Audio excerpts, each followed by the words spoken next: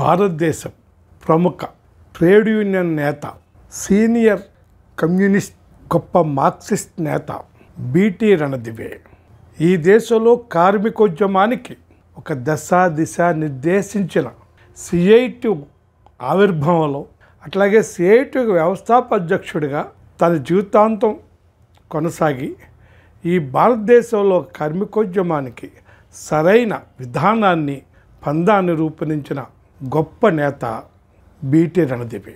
అట్లనే రివిజనిజానికి వ్యతిరేకంగా, వర్గ సంకర సిద్ధాంతానికి వ్యతిరేకంగా భారతదేశ కమ్యూనిస్ట్ పార్టీని, భారతదేశానికి సరైన విప్లవ పందాన్ని నిర్వహించే కమ్యూనిస్ట్ పార్టీని రూపొందించడంలో, అంటే సిపిఐఎం భారత కమ్యూనిస్ట్ పార్టీ మార్క్సిస్ట్ ఏర్పాటులో ఒక కీలకమైన పాత్ర పోషించిన మహోన్నత విప్లవకారుడు, కార్మిక వర్గ పోరాటం పట్ల నిబద్ధతతో రాజీ లేని పోరాటం చేసిన కమ్రేడ్ బీటీ రణదివే.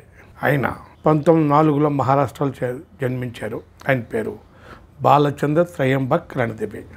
అందరూ ఆయన్ని బీటీఆర్ పిలుస్తుంటారు.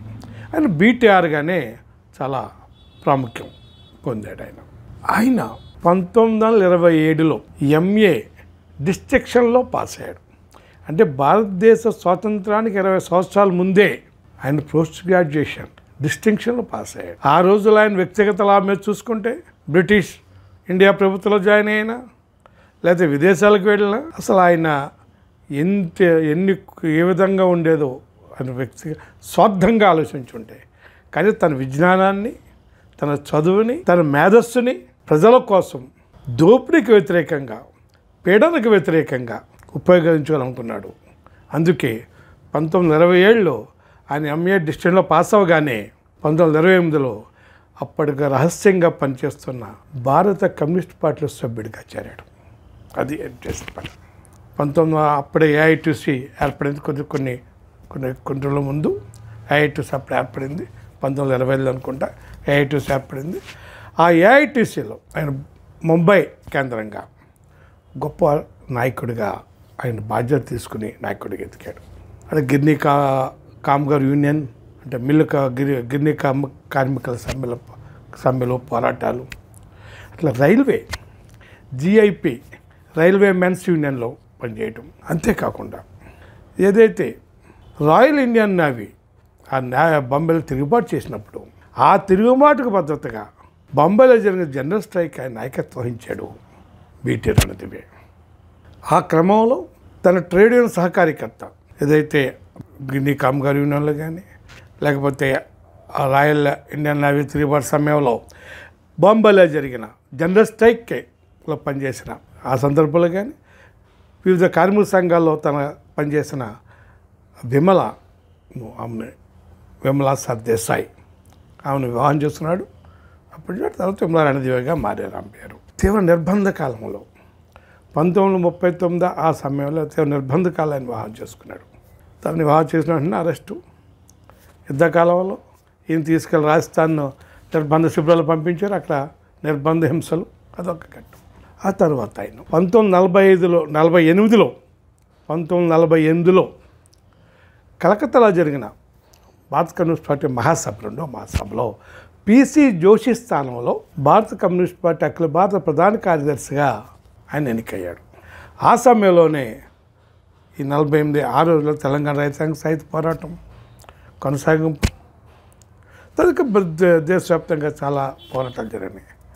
ఆ సందర్భంలో 1950 తర్వాత ఆయన్ని దుస్సాహసికుడు, వామపక్ష దుందుడుకువాది, వామపక్ష దుస్సాహసికుడు అంటే ఆయన ఆ పేరుతోటి, ఆ లెఫ్ట్ ఎక్స్ట్రీమిస్ట్ అనే పేరుతోటి ఆయన పదవులను తొలగించారు. పార్టీ ప్రధాన కార్యదర్శి పదవి నుంచి తొలగించే పక్కన పెట్టారు ఆయన. తర్వాత మళ్ళీ 1956 పాల్ఘాట్ కాన్ఫరెన్స్లో మళ్ళీ కేంద్ర కమిటీలో తీసుకున్నారు. అంటే ఆ 56 నుంచి 64 వరకు భారత కమ్యూనిస్ట్ పార్టీ, అప్పుడు ఉమ్మడి పార్టీలో ఏదైతే అంతర్గత పోరాటం జరిగిందో, నిజానికి వ్యతిరేకంగా, వర్గ సంకర వర్గ సామ్రాజ్య సిద్ధాంతాలకు వ్యతిరేకంగా ఏదైతే అంతర్గత పోరాటంలో ఈయన చాలా చెప్పలో ఆ పోరాటం నాయకత్వం వహించడం చెప్పుకోవచ్చు కూడా మనం అంతర్గత పోరాటానికి. తర్వాత ఈ చైనా యుద్ధం ఆ సమయంలో మళ్ళీ ఈయన అరెస్ట్ అయ్యాడు. ఈ మార్క్సిస్ట్ పార్టీ ఏర్పాటు 1964లో కలకత్తా కాంగ్రెస్ 7th పార్టీ కాంగ్రెస్లో మార్క్సిస్ట్ పార్టీ రూపొంది ఏర్పడింది. ఆ సందర్భంలో ఒక సుందరయ్య, నాకేడు బసప్పన్నయ్య, బ్రహ్మదాస్ దాస్ గుప్తా, ఎవరు అరకేశ సుజిత్, రామ్మూర్తి, బీటీఆర్, ఏదైతే మంది ఒక తమ్ముడు ఉన్నారు నవరత్నాలు, ఫస్ట్ పొలిట్ బ్యూరో. ఈయన కూడా ఆ పొలిట్ బ్యూరోలోకి తీసుకోబడ్డాడు. ఎందుకంటే ఈ భారతదేశానికి సరైన విప్లవ పంద రూపొందించటంలో ప్రధాన బాధ్యత నిర్వహించిన వాళ్ళు ఈ నవరత్నాలు.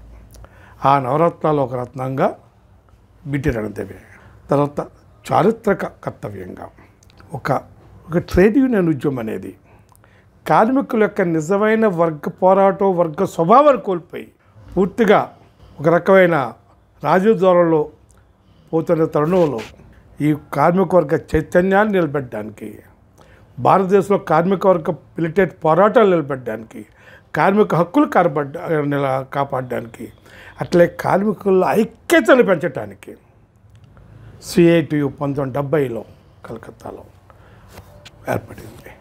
ఆ సిఐటియుకి వ్యవస్థాపక అధ్యక్షుడిగా ఎన్నికయ్యారు.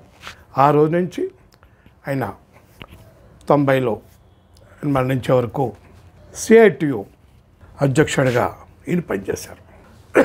ఈయన పనిచేసిన కాలం, సిఐటియు నాయకుడిగా పనిచేసిన కాలం వెంటనే 4 సంవత్సరాలకి రైల్వే సమ్మెలో సిఐటియు మీద తీవ్ర నిర్బంధం, తర్వాత ఎమర్జెన్సీ కాలంలో సిఐటియు మీద, అలాగే సిపిఎం నాయకుల మీద తీవ్ర నిర్బంధం, అరెస్టులు లేదా అజ్ఞాతవాసం.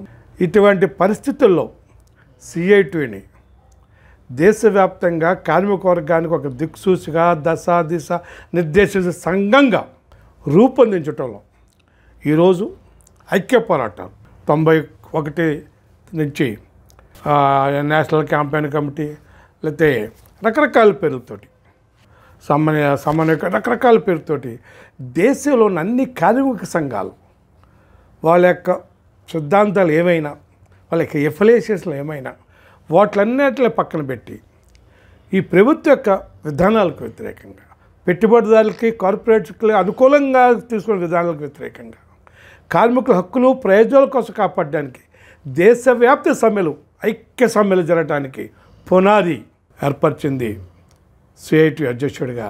అటువంటి మార్గాన్ని బాటను వేసింది బిటి రణదివే.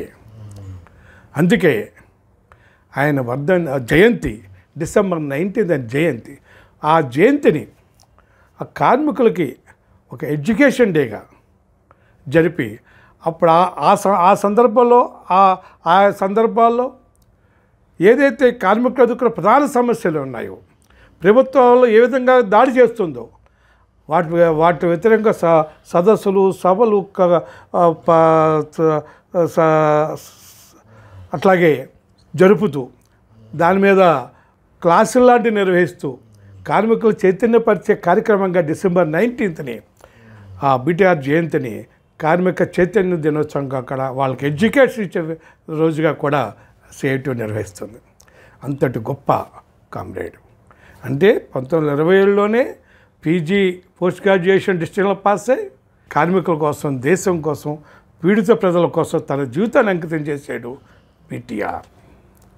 అటువంటి గొప్ప నాయకుడు బిటి రణదివేకి సిపిఐఎం 24వ అఖిల భారత మహాసభల సందర్భంగా వారికి లాల్ సలాములు తెలియజేస్తూ మీకు అందరికీ ధన్యవాదాలు.